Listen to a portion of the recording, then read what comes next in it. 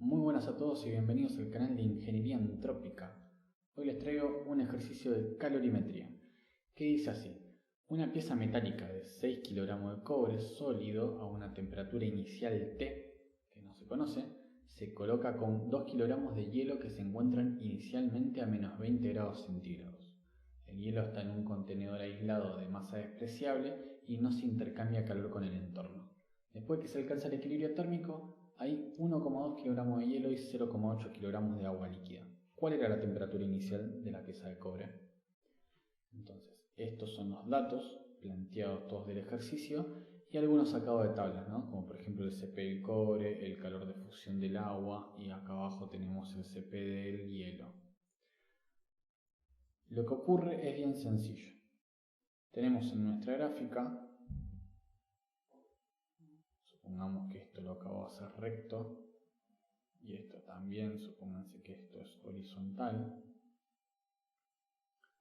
Acá tendremos temperatura, por ejemplo en grados centígrados, y acá el calor entregado, recibido, que puede estar en joules. Tenemos inicialmente un hielo que está a menos 20. El hielo, a medida que se entrega calor, que va a ser el calor del cobre, porque es el otro componente que está, va a ir aumentando su temperatura de esta forma, de manera lineal, hasta que alcanza los 0 grados. Cuando alcanza los 0 grados, este calor sensible, es un calor sensible, ahora pasa a ser calor latente de fusión. ¿Por qué? Porque el hielo se empieza a derretir hasta un cierto punto, no se derrite completamente. Esto es lo que ocurre en el estado final. Luego tenemos al cobre, que se encuentra a una temperatura inicial que no sabemos, y el cobre va a ir disminuyendo su temperatura ya que le va entregando calor al hielo para que el hielo aumente su temperatura. Entonces el cobre la disminuye y este es el calor sensible hasta que llegan a un equilibrio.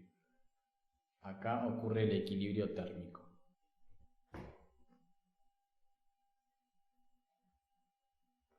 En ese punto. Entonces nosotros tenemos que averiguar la temperatura inicial del cobre. A medida que esto se va derritiendo, obviamente va apareciendo agua. En la gráfica no se puede distinguir bien. Entonces, ¿qué tenemos que plantear? Lo que ocurre es simple. Tenemos que la variación de energía interna de mi sistema, que va a ser el calorímetro, va a ser igual a la sumatoria de los calores más la sumatoria de los trabajos. Ahora, como no hay ningún trabajo ni de expansión, ni de compresión, ni eléctrico, ni nada de nada, parece que dije calor, que dije trabajo de compresión, no es compresión, perdón. Entonces tachamos este término. Y como el sistema es adiabático, aislado, que no intercambia calor con el medio, entonces se dice que la sumatoria de calores es igual a 0, porque no hay intercambio de calor con el medio, nada. Entonces, como esta sumatoria de calores es igual a 0, tenemos que plantear ahora todos los calores que aparecen, que va a ser la masa del hielo, va a ser la masa inicial del hielo, por el Cp del hielo, por la temperatura de equilibrio menos la temperatura inicial del hielo, más, vamos moviendo esto, la masa de cobre, que se mantiene constante, por el Cp del cobre, por la temperatura de equilibrio, ya que viene a ser la temperatura final de este sistema, menos la temperatura inicial del cobre que no conocemos, más la masa de agua que se formó, que voy a poner en este caso como H2O, por el Cp, iba a decir, no, por el calor de fusión del agua. Todo esto va a ser igual a 0. ¿Por qué este término? Porque estos son todos los calores que aparecen. Este es el calor sensible del hielo, este es sensible del cobre y este es el latente, que pongo la masa de agua porque es lo que se formó. O sea, se necesitó para que se forme esta masa de agua una cantidad de energía que va a estar dada por este término. Este es el término de la cantidad de energía que se le tuvo que dar al hielo para que se convierta en esta masa de agua. Una vez dicho esto, ahora pasamos a resolver. Lo que tenemos que hacer es despejar la temperatura inicial del cobre. Acá estaba señalando la del hielo.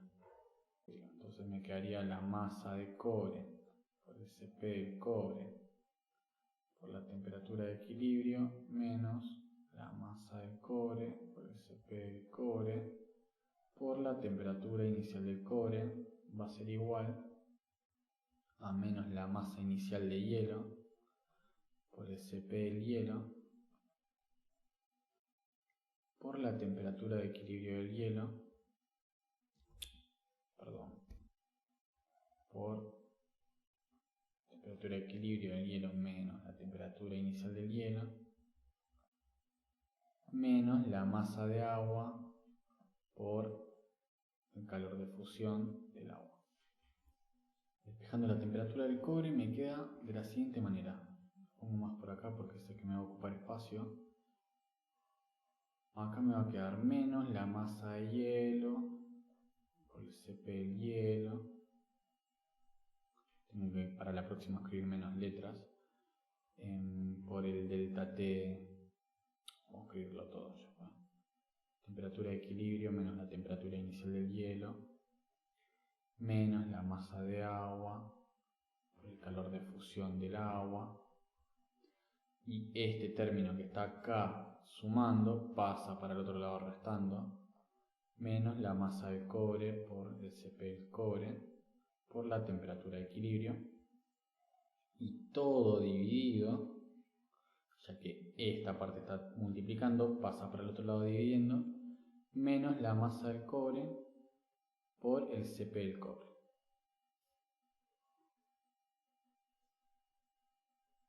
Ahora tenemos todos los datos, la masa del hielo, el Cp del hielo lo tenemos acá, 2100 joules sobre kilogramos Kelvin, dato tabulado, sacado de tablas de un libro. Por la temperatura de equilibrio la tenemos, que viene a ser 0 grados centígrados, que está implícito en el ejercicio, pero es bien sabido que el agua y el hielo conviven a 0 grados centígrados. Así que la temperatura inicial del hielo la tenemos menos 20 grados. Tenemos todos los datos de acá. Así que vamos a reemplazar. Pero antes que nada, fijémonos si son consistentes las unidades. Por ejemplo, acá vemos que el calor de fusión del agua está en calorías y los Cp's están en joules. Entonces tengo que hacer una cosa. O lo que está en joules lo paso a caloría, o lo que está en caloría lo paso a joules. Porque no puedo. Así que vamos a reemplazar.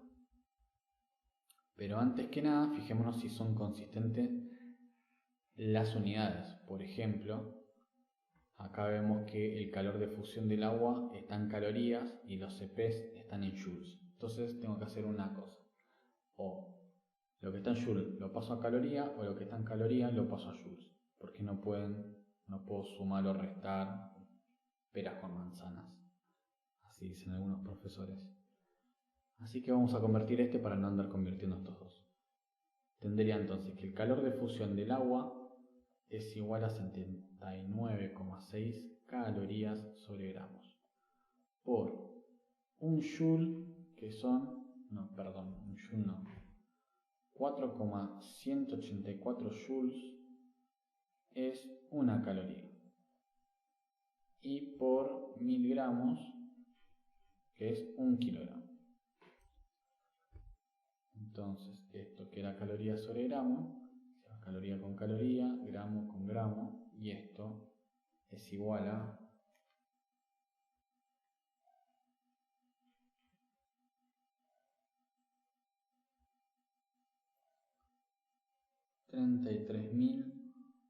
333.046,4 joules sobre kilogramo.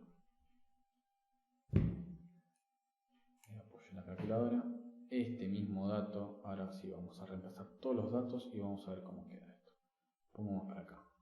La temperatura inicial del cobre va a ser igual a menos la masa de hielo, que son menos 2 kilogramos, por el Cp del hielo, que son 2100 joules, sobre kilogramo Kelvin, por la temperatura de equilibrio, que son 273,15 Kelvin, todo en Kelvin, siempre conviene hacer todo en Kelvin.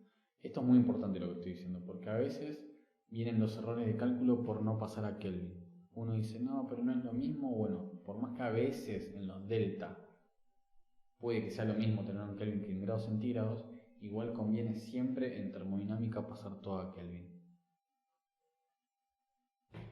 Menos 253,15 Kelvin, que esto sería menos 20 grados centígrados, menos la masa de agua que se formó, que es de, si no me equivoco, 0,8. Sí, 0,8 kilogramos, por el calor de fusión, que lo tenemos por acá arriba. Así que acabamos de calcular, son 333.046,4 joules sobre kilogramo. Y esto menos la masa de cobre, que eran 6 kilogramos, por el Cp del cobre. El Cp del cobre lo tengo por acá arriba. Está 390 joules sobre kilogramo Kelvin.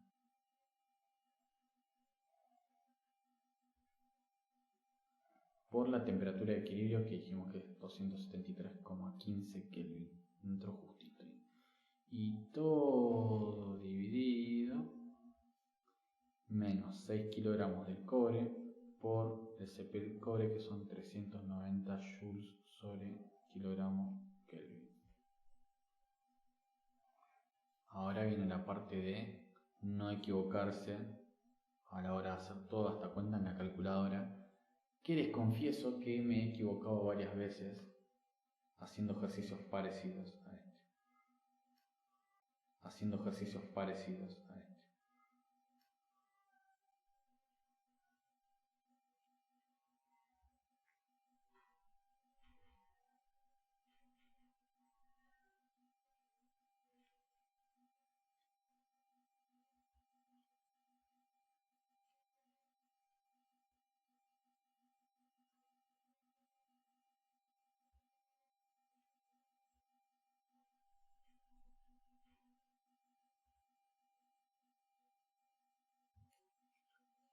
Y este valor es igual a 422,91 Kelvin. Veamos si está bien, porque a veces capaz que me equivoco en las unidades. A ver, joules, kilogramo se va con kilogramo, Kelvin se va con estos Kelvin, esto me queda en joules. Kilogramo con kilogramo, esto me queda en joules. Kilogramo con kilogramo y Kelvin con Kelvin, esto me da joules. Todo en joules, el numerador. Y el denominador, kilogramo se va con kilogramo, me queda en joules sobre Kelvin. Entonces joule dividido joule sobre Kelvin es Kelvin. Está perfecto. Así que la respuesta es 422,91 Kelvin, que esto